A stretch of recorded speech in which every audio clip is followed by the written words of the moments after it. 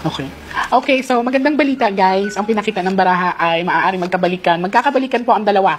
Ayan, magkakabalikan po talaga ang dalawa, no? Sa pinapakita ng baraha ay ito ang tinatawag. Ang naging issue din kasi dito ay isa sa maging issue is yung maaaring pagpapakasal or yung having a baby. Yan, sa pinakita ng baraha. So, na-pressure ang bawat isa.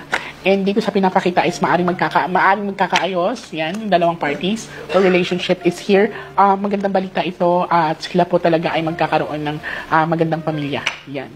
So, malinaw naman na pinapakita sa baraha na yes, nagkaroon ng selosang naganap. Yan. So, kung mapapansin mo, may babaeng na involved dito. Yan.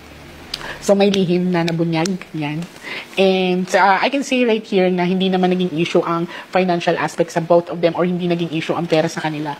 So, dito sa pinapakita sa akin ay malinaw na susuyuin siya ni Daniel, no? And magandang balita, meron pong pinapakita ang baraha na maaaring magkakabalikan po ang dalawa. Ayan, sa mga fans ng Katniel, ayan, so, tinignan ko po sa aking mga baraha, ang taas ng chances na magkakabalikan po sila.